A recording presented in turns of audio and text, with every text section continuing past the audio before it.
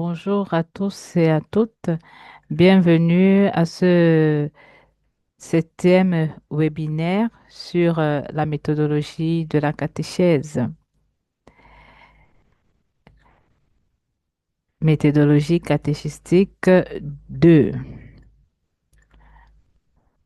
Alors, ce webinaire d'aujourd'hui a pour thème construire des itinéraires et des rencontres efficaces. Pour pouvoir avoir des rencontres de catéchèse qui soient efficaces, nous avons besoin de mieux nous programmer, de mieux préparer nos itinéraires, voir où est-ce que nous voulons arriver avec les jeunes, avec les enfants et même les adultes. Alors, le plan de notre travail est le suivant, d'introduction. Le point principal sur la préparation d'un itinéraire catéchistique, le partage et des commentaires en relation avec l'itinéraire que nous allons vous proposer, que nous allons parcourir ensemble.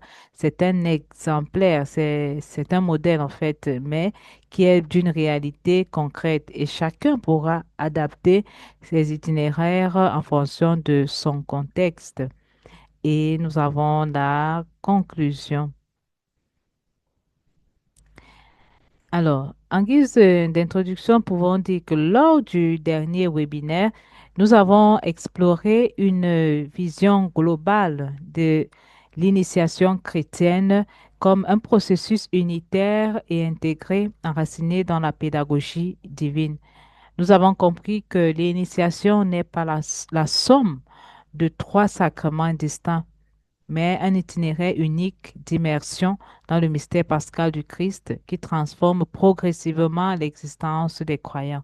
Donc, nous avons souligné le fait que nous ne devons pas nous limiter simplement au sacrement, à la prise des sacrements. Lorsqu'on parle d'initiation, chrétienne. Il faudrait qu'on voit un processus qui se fait, un cheminement pour arriver à la rencontre avec le Christ, parce que c'est ça l'objectif de la catéchèse, aller à rencontrer le Christ, pas recevoir les sacrements.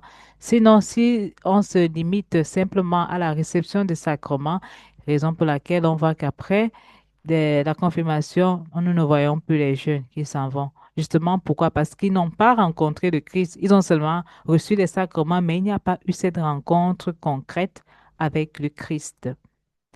Nous avons réfléchi également l'année dernière à la nécessité de dépasser la logique de la préparation au sacrement pour embrasser celle de l'accompagnement à la vie chrétienne où célébration, catéchèse et témoignage vont de pair.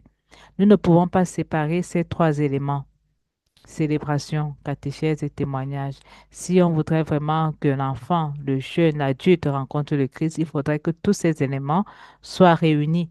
Parfois, on se limite simplement à la participation aux rencontres de catéchèse, la participation à la célébration eucharistique.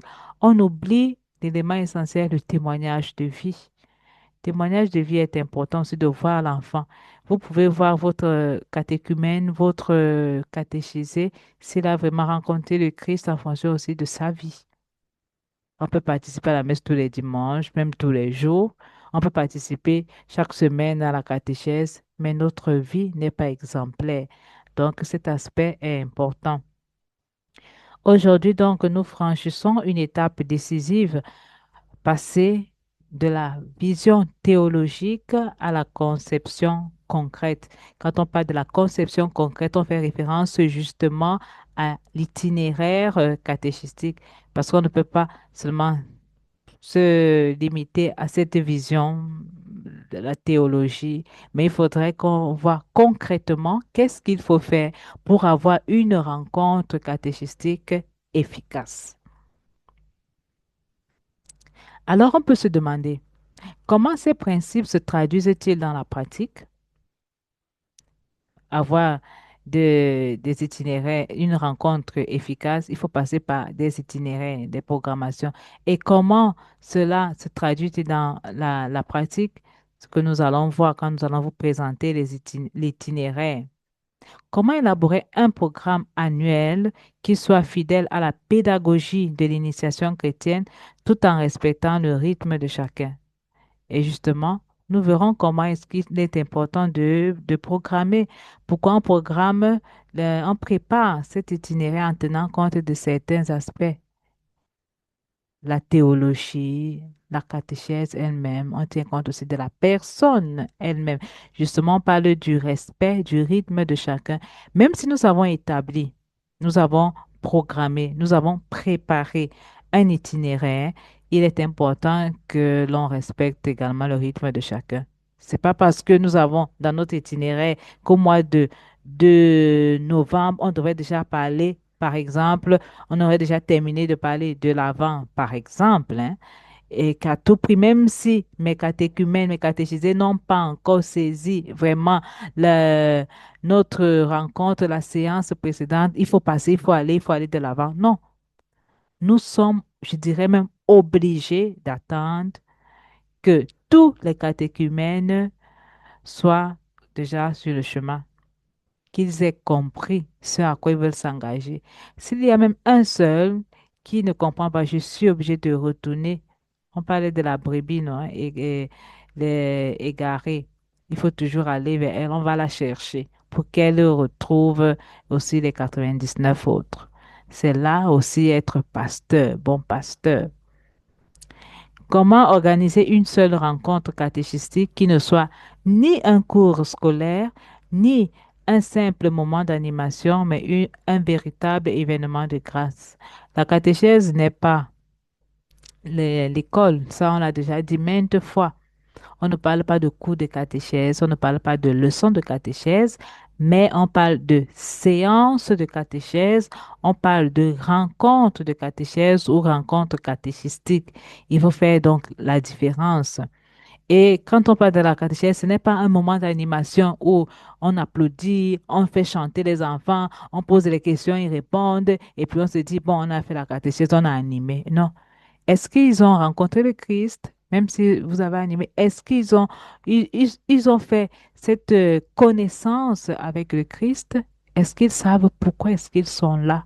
Pourquoi est-ce qu'ils veulent, ils viennent participer à la catéchèse? Est-ce simplement pour recevoir les sacrements? Si c'est ça, nous pouvons déjà mettre une croix ou un point d'interrogation parce qu'ils devraient savoir justement pourquoi ils sont là.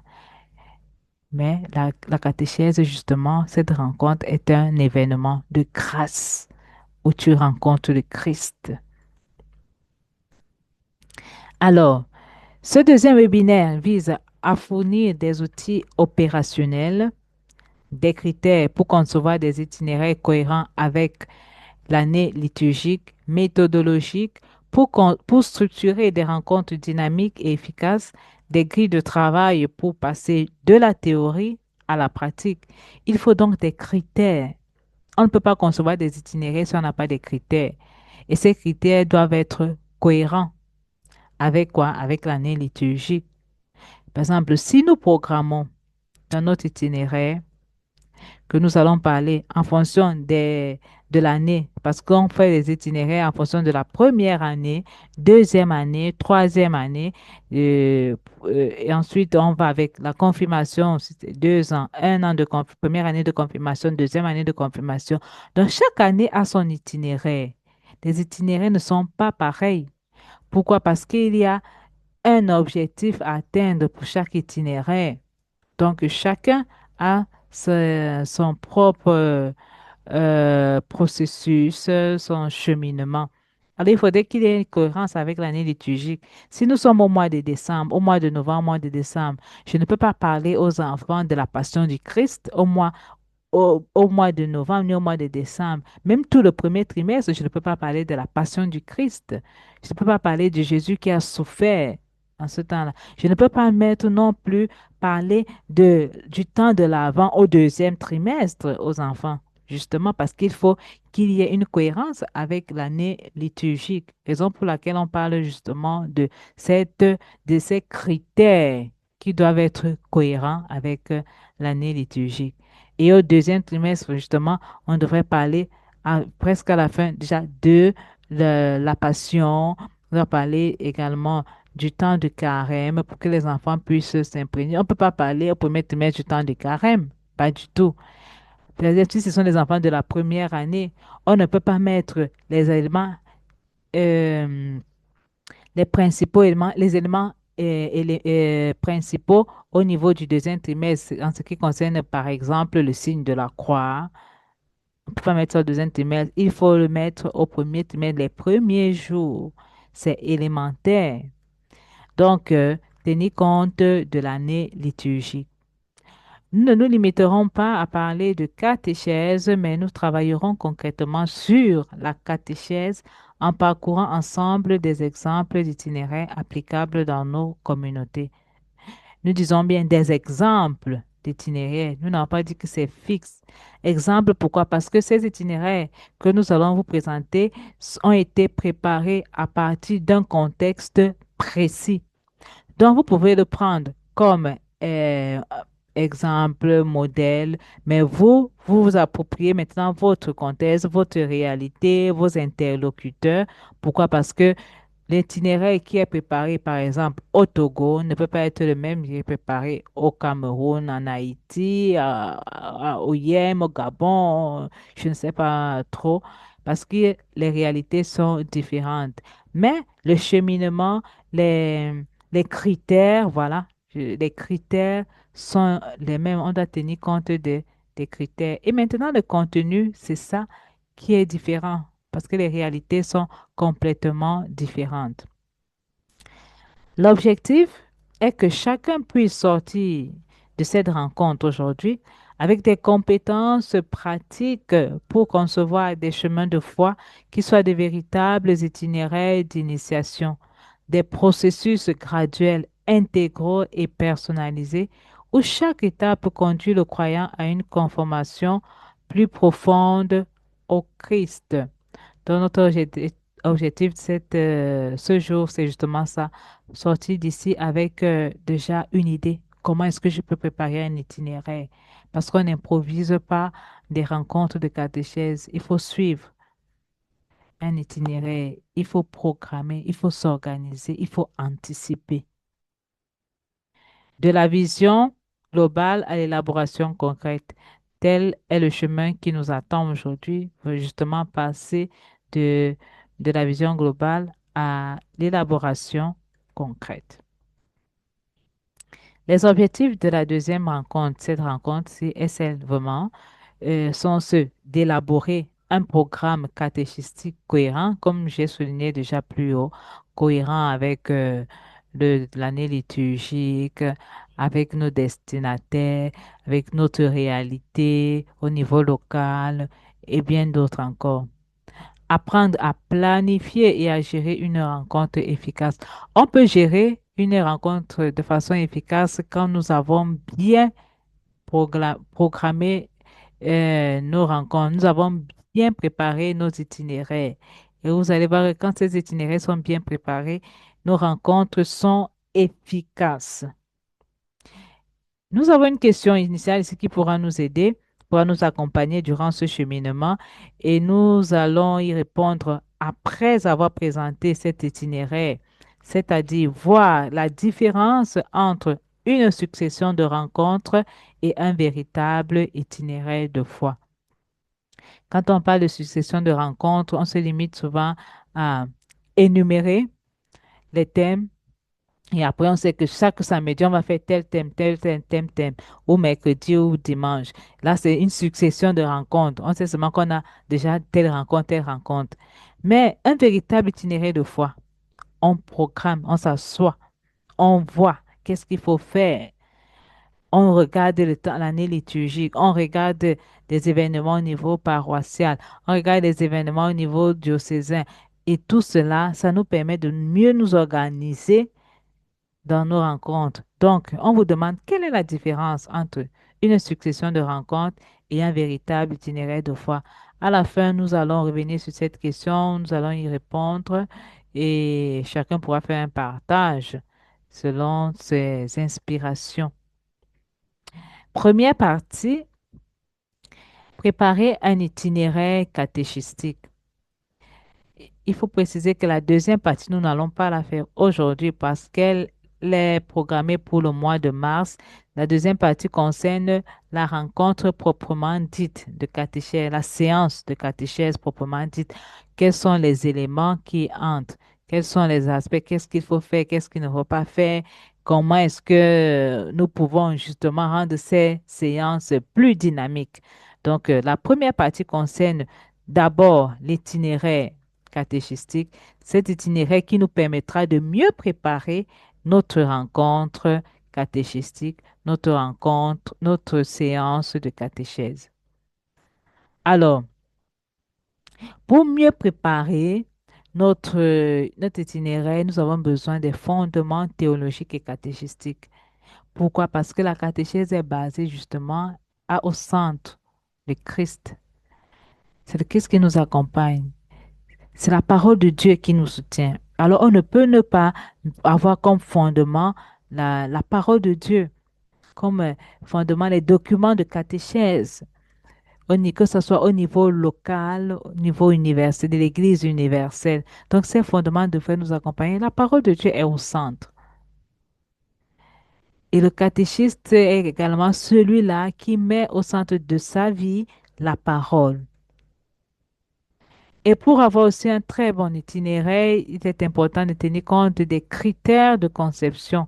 Nous allons voir ces finalités, objectifs, autres. C'est de ça qu'on parle, c'est les critères de conception. Et puis, le moment pratique. Les fondements théologiques et catéchistiques.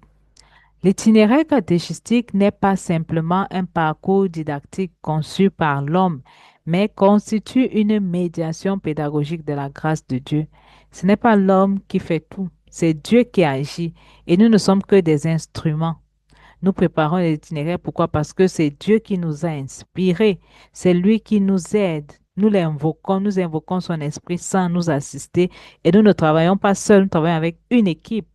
Et donc, ça ne peut pas être simplement un parcours didactique de l'homme, non, mais c'est la médiation pédagogique de la grâce de Dieu.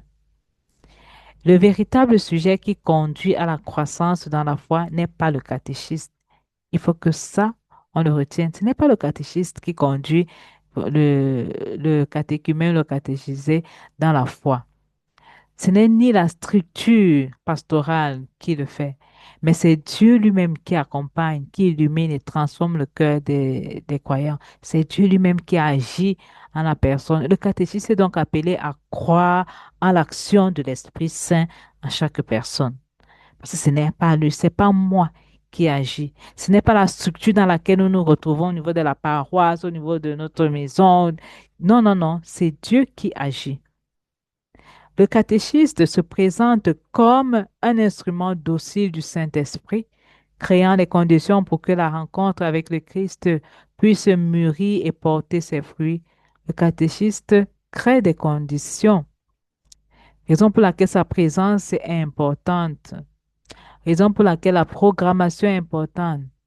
Si nous ne programmons pas, ça veut dire que nous ne créons pas des conditions pour que la rencontre avec le Christ euh, puisse mûrir et porter ses fruits.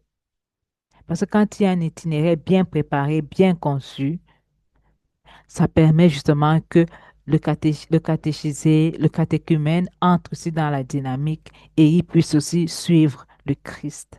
Donc, nous sommes des instruments entre les mains du Seigneur. Quand nous consultons le nouveau directoire pour la catéchèse, nous notons que le cheminement de la foi est un processus graduel et continu qui respecte le temps de maturation de chaque personne. Et chaque étape de l'itinéraire a sa propre intention éducative spécifique. Parce qu'on respecte la maturation de chaque personne, on respecte son cheminement, on respecte le temps de compréhension du catéchumène, du catéchisé. Si Jean comprend facilement, il parvient à entrer dans le rythme parce que, par exemple, il a eu déjà une bonne base dans la famille, les parents qui le suivent, qui l'accompagnent, ils prient ensemble matin, midi, soir. Et Paul ne peut pas suivre la même lignée, ne peut pas suivre la même dynamique parce il n'a pas eu une famille assez bien assise dans la foi. On ne peut donc pas comparer. On ne peut donc pas demander à Paul, pourquoi est-ce que tu ne comprends pas comme Jean? Pourquoi est-ce que tu n'adhères pas facilement comme Jean? Non, parce que nous ne sommes pas pareils. Les doigts de la main n'ont pas la même taille, hein. Chacun a son rythme et chacun a son rôle. Alors, il faudra donc la patience avec chaque personne. Il ne suffit pas d'énumérer les thèmes à traiter. Parfois, on se dit, bon, nous, on a la programmation, on a notre itinéraire.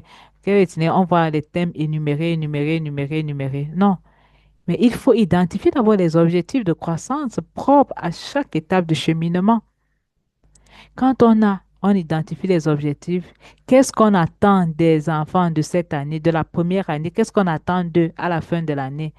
À la fin de la catéchèse, de la rencontre catéchétique, on voudrait que les enfants soient capables de. Si nous ne faisons pas, nous ne mettons pas des objectifs, tout ce que nous faisons, vraiment, ce n'est qu'énumérer des thèmes. On ne programme pas, on ne s'assied pas pour penser, réfléchir pour les enfants, pour les jeunes et pour les adultes. Donc, il ne faudra pas qu'on se limite à l'énumération des thèmes. La perspective de l'itinéraire exige un changement de mentalité pastorale. Éviter on a toujours fait comme ça, on a toujours. Et maintenant, vous venez nous demander de faire un itinéraire et maintenant, oubliant que l'itinéraire nous permet de mieux nous organiser. Quand on voit une paroisse ou une réalité qui a un itinéraire, on sent que c'est une personne, c'est une structure organisée. Parce que dans la vie, il faut s'organiser. On ne peut pas improviser. On ne peut pas commencer à énumérer, aller de gauche à droite. Non, ça exige un changement de mentalité. Il ne s'agit plus de programmer des contenus. Parce qu'en programme, on dit, on va faire ça, on va parler si Dieu est Père, Dieu est créateur du ciel et de la terre, on va parler de ça, ça, ça, ça, ça, ça. On est en train de programmer les contenus. On ne peut plus le faire. On ne peut pas programmer des contenus à transmettre de manière linéaire et qu'on va faire ceci. Mais c'est important de concevoir un chemin d'initiation à la vie chrétienne pour accompagner les jeunes, pour accompagner les adultes, pour accompagner les enfants. Si on a cette programmation, mes frères et sœurs, je vous assure que nous pourrons vraiment vivre toute l'année sans problème parce que tu sais que dans ma tête, toute l'année est déjà programmée.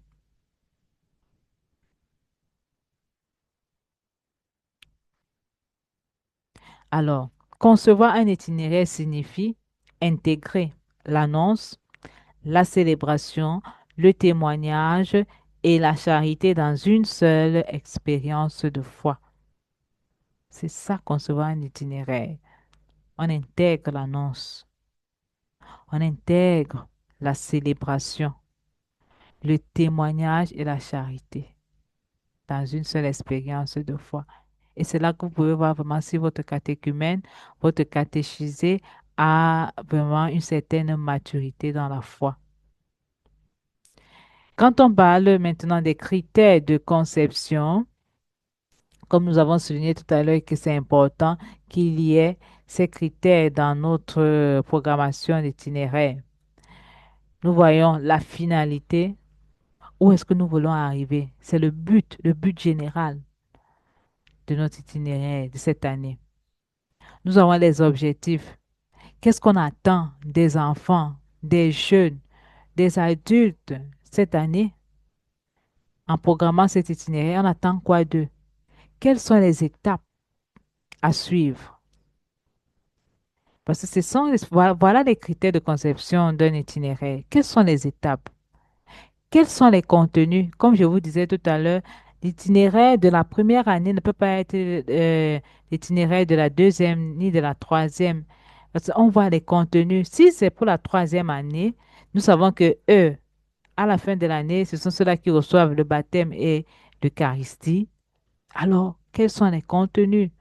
Ce qui est sûr, il ne peut pas manquer la question du baptême, il ne peut pas manquer la question de l'Eucharistie, il ne peut pas manquer la question du sacrement de pardon, de réconciliation.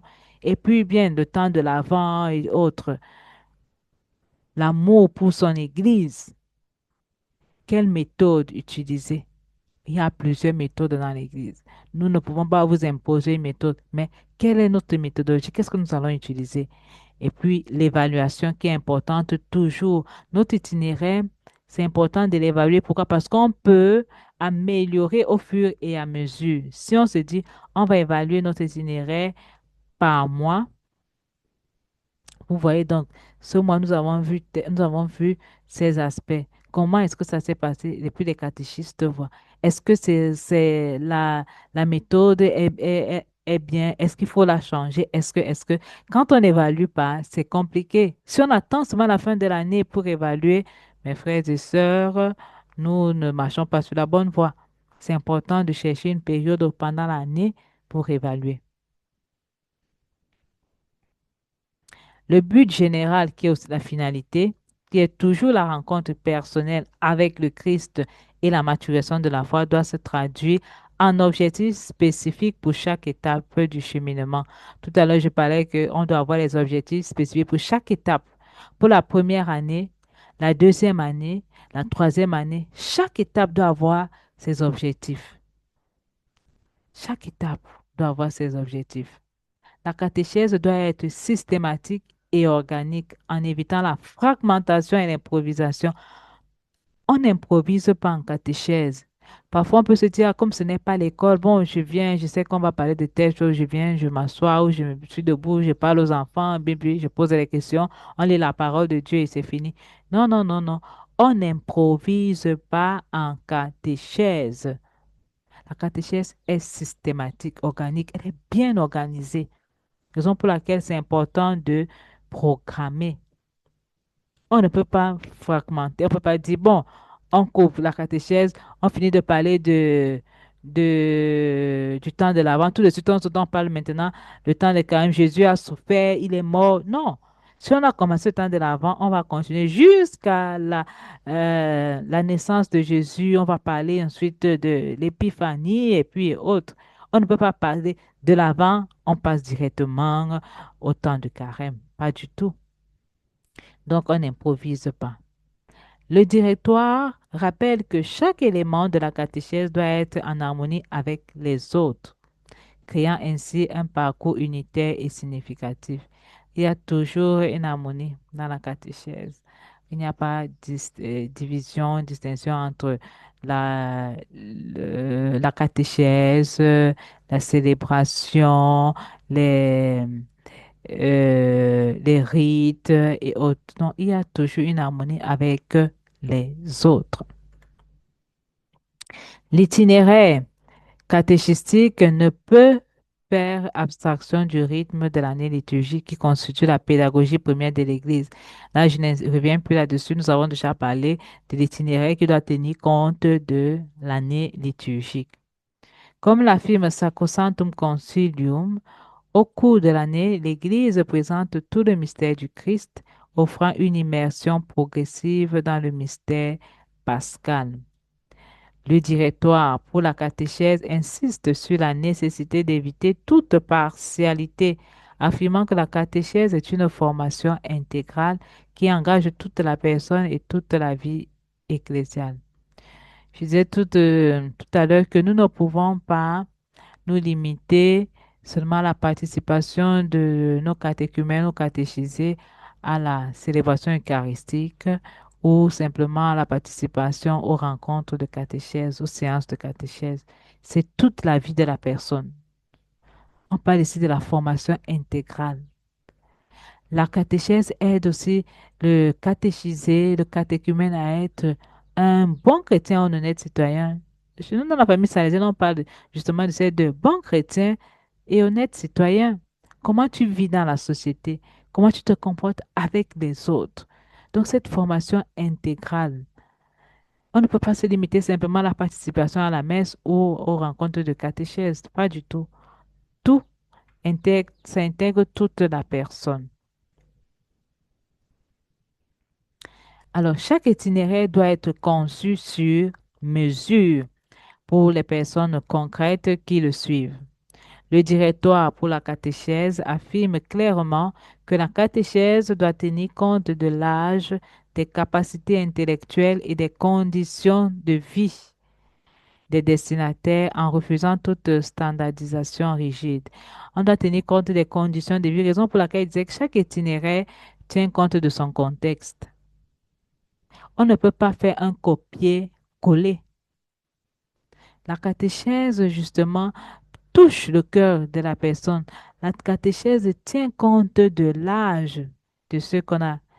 C'est là que l'itinéraire, on précise pour la première année, tel âge à tel âge, deuxième année, tel âge, troisième année, tel âge, tel âge. On tient compte aussi des capacités intellectuelles. Si chez moi, dans mon groupe, parfois nous allons dans les villages là, les enfants des villages n'ont pas la même capacité intellectuelle que ceux qui sont dans la ville. Je ne peux pas utiliser le même langage avec un enfant du village que ceux de la ville. Parfois, même ceux du village n'arrivent pas à écrire. Je suis donc obligée de m'attarder beaucoup plus avec les paroles au niveau de l'oral. Parfois, écrire là, pour eux, c'est pas évident. Alors, il faut que la catéchèse s'adapte aussi aux capacités intellectuelles de nos destinataires et aux conditions de vie. Une catéchèse qui ne tient pas compte de l'autre, de la personne, de ce qu'il vit, ce n'est pas une catéchèse. Je ne peux pas évangéliser quelqu'un sans connaître sa réalité. C'est pour cela qu'il est important de connaître vos catéchumènes, vos catéchisés, où est-ce qu'ils vivent. Ça vous permettra aussi d'avoir un langage différent quand vous connaissez vos catéchumènes. Pas que vous vous arrêtez seulement le jour de la catéchèse, de la séance, là, vous vous voyez seulement et c'est fini, on ne se voit plus, on ne se connaît plus. On se revoit seulement samedi, ou dimanche ou bien mercredi. Non, il faut connaître la vie de nos jeunes. Le catéchisme est appelé à un discernement patient qui respecte les temps de l'esprit en chacun. Croire en l'action de l'Esprit Saint dans la vie de chaque enfant, dans la vie de chaque jeune, dans la vie de chaque adulte. Je disais tout à l'heure que nous n'avons pas la même capacité de compréhension ou de la maturité, non. Respecter que l'Esprit Saint va travailler en chacun selon son rythme. Mais croire que l'Esprit Saint y travaille vraiment, croire que l'Esprit Saint y travaille. Alors, dans ce troisième point, nous allons passer au moment pratique. Nous avons parlé des, de la théologie, des fondements théologiques. Nous avons parlé des critères de conception. Maintenant, nous allons arriver au moment pratique. Un exemple d'itinéraire catéchistique annuel. Donc là, c'est un parcours, parcours 3, suivant, qui s'appelle Suivons Jésus, visage du Père. La période, ce sont les enfants de 8 à 9 ans, de troisième année d'école primaire. Donc ça, c'est une réalité particulière. Donc, ils ont choisi pour la troisième année, pour eux, en troisième année, les enfants ont entre 8 et 9 ans. Et ils ont donné ce titre-là, Suivant Jésus, visage du Père. Pourquoi? Parce que c'est le nom de leur livre de catéchèse. Donc, vous n'allez pas mettre le même nom, parce que si vous avez votre livre de catéchèse, voilà ce nom. Et puis, parcourons ensemble donc cet itinéraire. Quand on parcourt ensemble l'itinéraire, c'est-à-dire nous choisissons d'abord un groupe cible, si ce sont les enfants, les adolescents, les parents, les adultes. Nous définissons 4 à 6 étapes du parcours annuel. Nous voyons les titres, quel serait le titre, le thème biblique, l'objectif sera le signe liturgique. Et puis nous allons passer au partage, voir un peu s'il y a des questions par rapport à cet itinéraire et autres. Et le résultat attendu, en fait, c'est avoir une ébauche d'itinéraire annuel cohérent avec l'année liturgique et objectif de foi. Donc, chacun, en parcourant cela, chacun pourra avoir déjà une idée un peu qu'est-ce il pourra bien faire au niveau de sa réalité. Donc, pour le moment, nous allons revenir sur la question qui vous a été posée. Quelles sont selon vous, la différence entre les rencontres, une succession de rencontres et un itinéraire qui est programmé.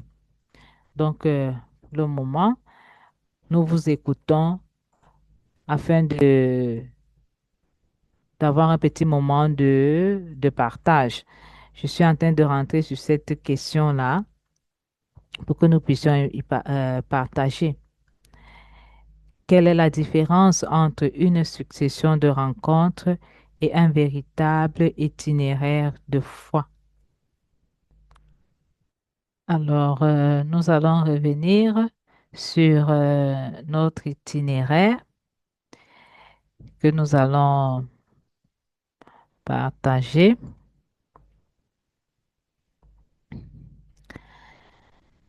Et là, nous voyons bien que c'est une réalité différente, hein.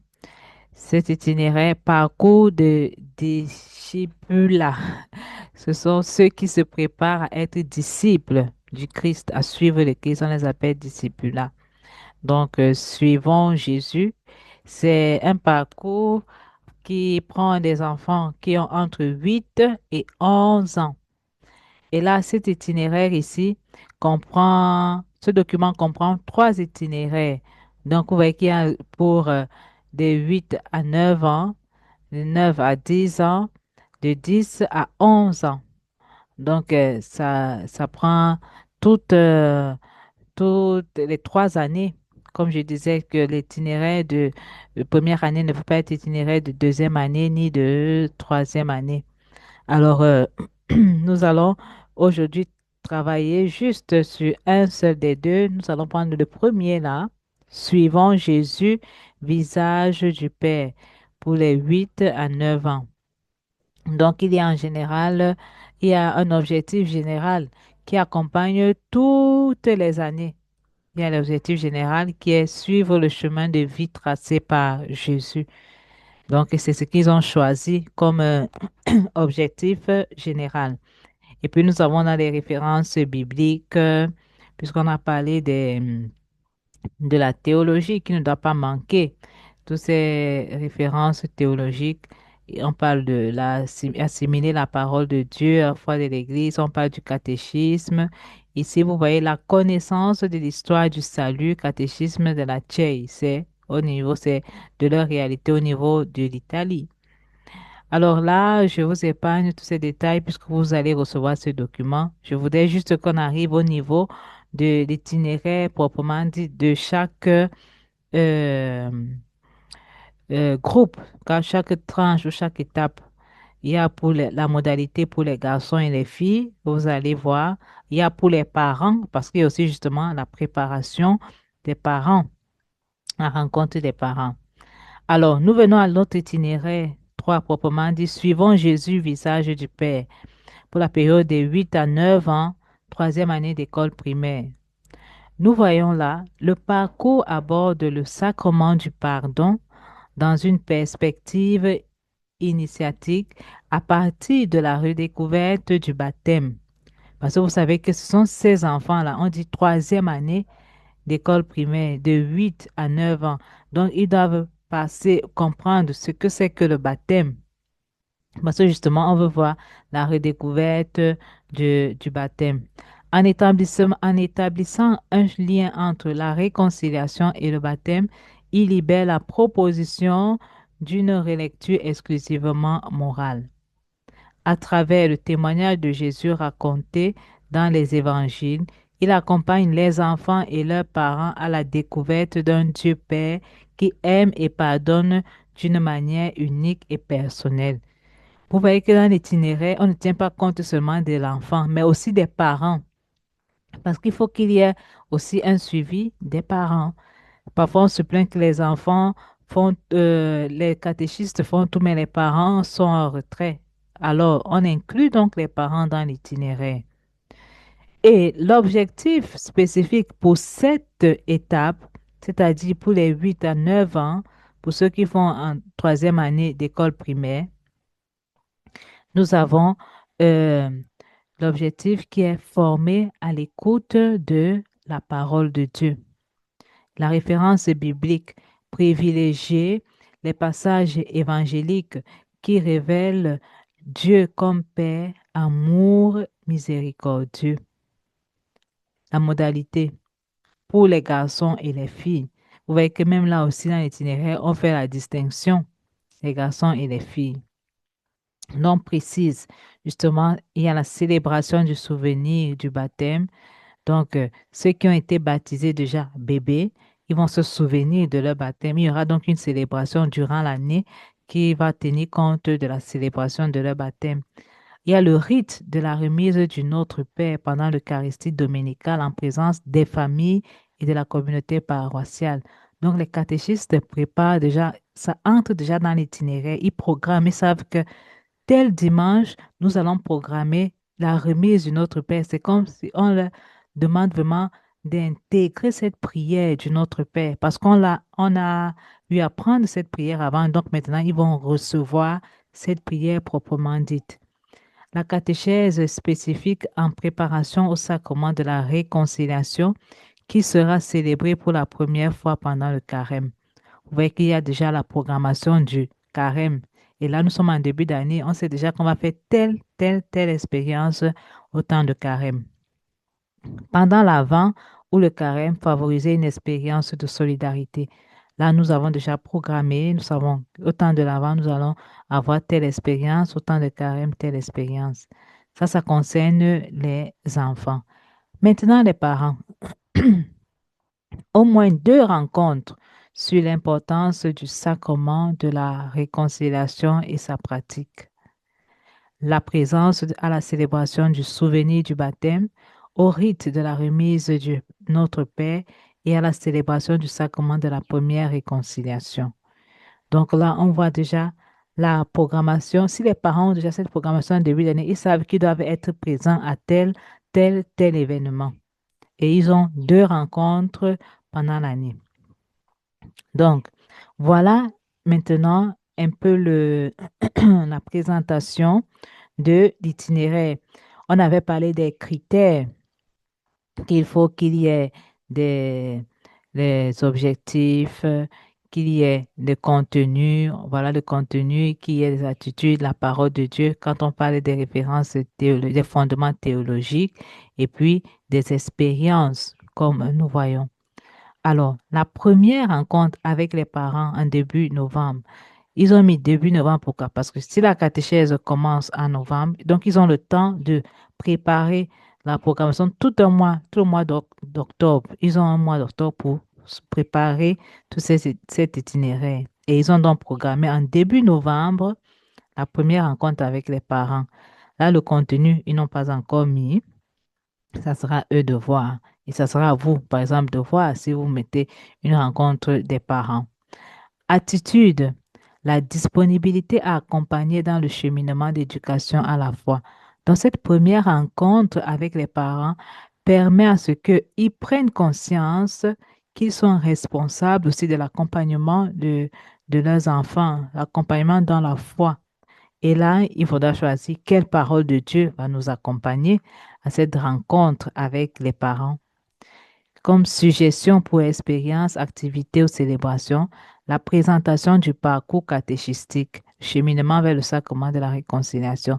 Ça veut dire que ce cheminement, ce parcours, tout ce parcours, les catéchistes vont présenter cela aux parents pour qu'ils soient au courant des différentes activités qu'ils auront à vivre avec leurs enfants. Vous voyez comment c'est beau. On met au courant les parents en début d'année. La première rencontre avec les enfants, qui sera aussi fin octobre, parce que en fin octobre aussi, ils ont fait une petite rencontre avec les enfants. Peut-être qu'il y aura une activité qu'ils vont préparer, les enfants vont préparer pour accueillir les parents et autres. Mais nous avons mis d'abord ici les parents, parce que ce sont eux qui accompagnent les enfants. Donc, fin octobre, nous avons appelés par leur nom, redécouvrir le baptême. Les enfants seront appelés à redécouvrir leur baptême. Ils ont mis la référence, la confère, catéchisme. Pourquoi? Parce que justement, on se base sur cet aspect, comme on a vu plus haut, le baptême et puis la question de la réconciliation. L'attitude, c'est faire confiance à Dieu. La parole de Dieu, nous sommes enfants de Dieu, extrait du rite de baptême. Et je te baptise au nom du Père, du Fils et du Saint-Esprit. Là, ils ont pris cela, comme vous voyez, du rite de baptême. Et puis, la suggestion d'expérience, révivons le rite du baptême avec des signes. Et là, on fait voir aux enfants encore les signes, parce qu'ils ont été baptisés bébés. Ceux qui ont été baptisés bébés, ils ne se rappellent pas. Donc, on revoit un peu le rite de baptême avec tous les signes qui viennent avec. La deuxième rencontre avec les enfants en novembre, se souvenir de son baptême. Et comme attitude, redécouvrir avec gratitude que ses parents ont demandé pour leurs enfants la renaissance en tant qu'enfants de Dieu. Parce que ces enfants n'étaient pas encore conscients. Ce sont les parents qui ont demandé. Alors, ils doivent se souvenir de cela et là, prendre conscience que même si ce sont les parents qui ont répondu pour eux, mais eux aussi, ils ont eu leur responsabilité. La parole de Dieu, voyez quel amour le Père nous a donné pour que nous soyons appelés enfants de Dieu et nous le sommes vraiment. Et comme suggestion d'expérience, nous nous souvenons de la célébration de notre baptême et en connaissant la date. Si possible, consultez le registre paroissial des baptêmes, si c'est dans cette paroisse-là ou une autre. Et c'est beau de se rappeler de sa date de baptême.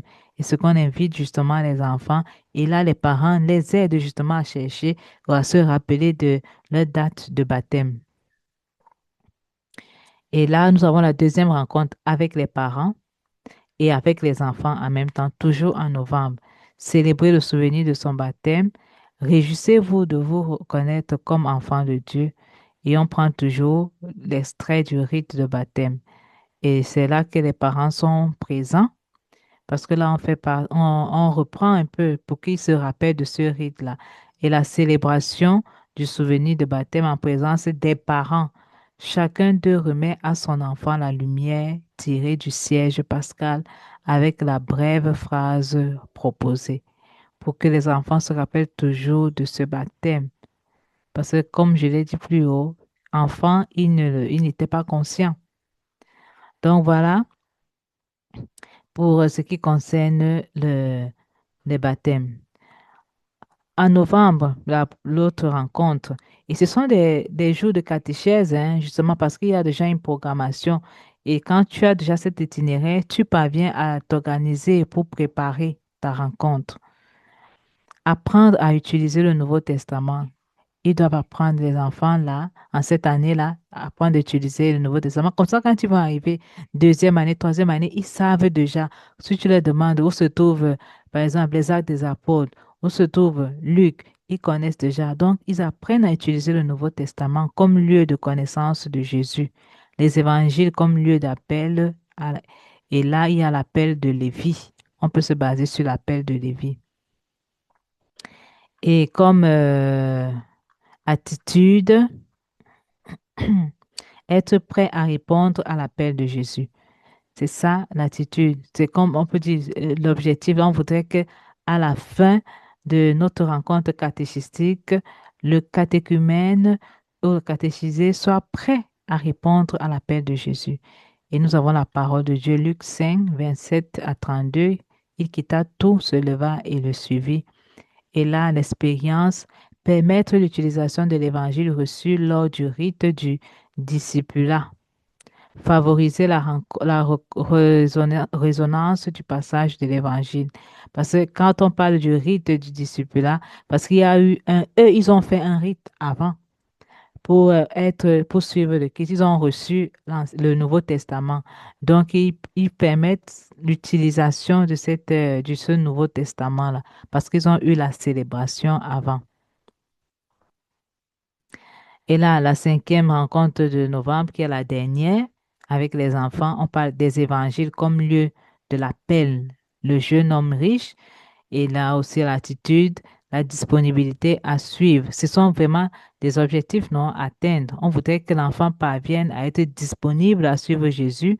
Nous avons la parole de Dieu qui nous accueille, la résonance du passage de l'Évangile pour le temps de l'Avent, favoriser une expérience de solidarité.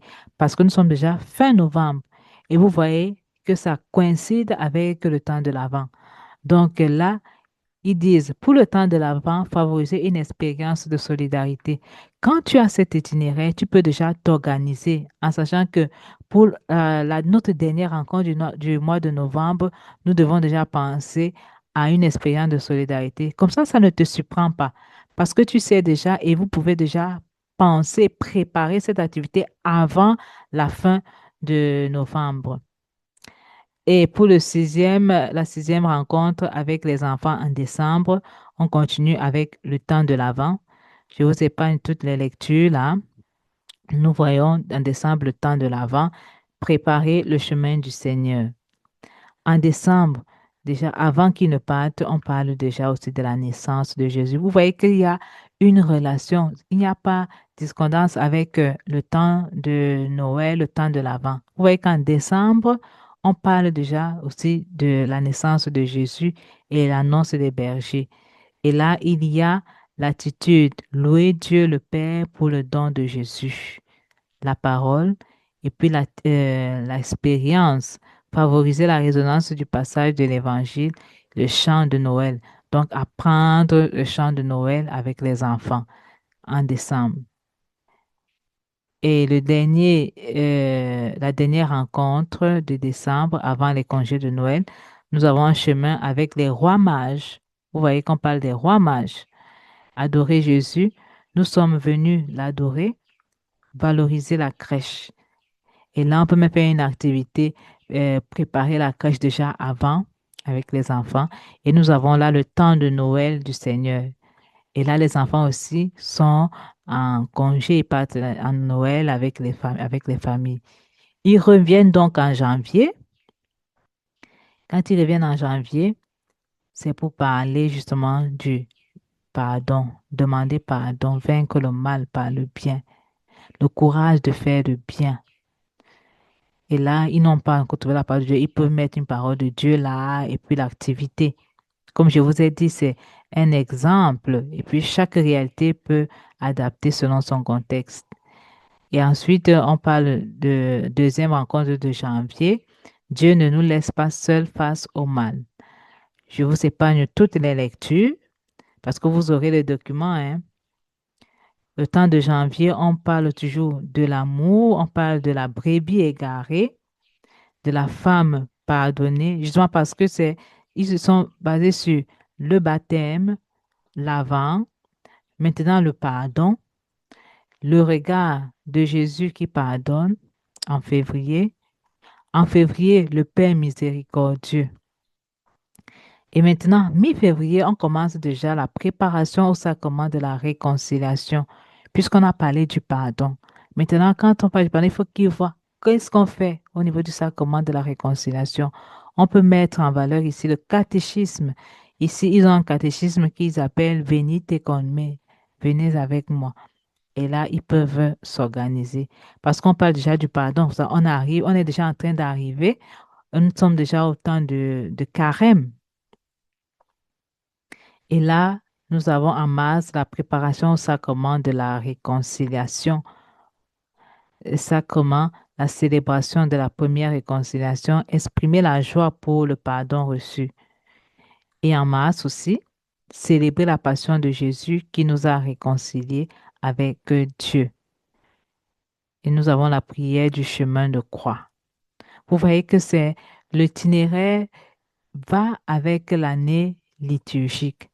Il n'y a pas une discordance, va ensemble. Et là, on va valoriser certaines stations du chemin de croix parce qu'avec les enfants, on ne peut pas faire toutes les stations, mais on valorise certaines stations avec eux. Au niveau de la semaine sainte, les parents et les enfants, l'invitation à être présent à la grande catéchèse de l'Église en participant au moins à l'une des célébrations du Triduum pascal. Le jeudi saint, la scène du Seigneur, vendredi saint, la passion du Seigneur, veillée pascale, la messe pascale. Donc, inviter les enfants à participer avec leurs parents au moins à l'une des célébrations du Triduum. Et en avril, on parle déjà célébrer la résurrection du Seigneur. Vous voyez que c'est toujours en lien avec l'année liturgique. On parle déjà de la résurrection du Seigneur. On continue avec Jésus ressuscité rencontre Thomas. Il y a la parole de Dieu qui est là. Ici, ils n'ont pas mis de l'objectif. Pourquoi? Parce que chacun peut penser l'objectif à suivre, à atteindre. Et on parle du service, toujours là. Et maintenant de Marie. En mai. Vous voyez que le mois de mai, on parle justement sur le mois de Marie. Et vous voyez que c'est vraiment en relation. Il y a la prière du Magnificat donnée au nom de Jésus. Avec Marie, célébrer les mystères de la vie de Jésus dans la prière du rosaire. Et célébrer le cheminement de foi. Avec les parents, ici, participer à la fête du Corpus Domini en juin. Et dans notre itinéraire, on peut mettre justement à retenir les rencontres avec les parents. On peut mettre là, ils ont mis quatre, le rite de la remise du Notre Père en présence des familles pendant la messe. Les dimanches tels, ils programment déjà, vous mettez la date. Accompagner les jeunes dans leur adhésion à une initiative caritative, l'avant et carême, on met déjà. Donc voilà en quelque sorte la présentation de, de l'itinéraire, une proposition de l'itinéraire de catéchèse que nous pouvons avoir avec nos, nos jeunes, nos adultes. Voilà. Merci beaucoup pour votre aimable attention et maintenant nous allons laisser la possibilité pour le partage s'il y a des questions et autres. L'un ou l'autre d'entre vous a peut-être un itinéraire, une programmation. Comment est-ce que vous vous organisez dans vos différents lieux de mission? Merci. In the quiet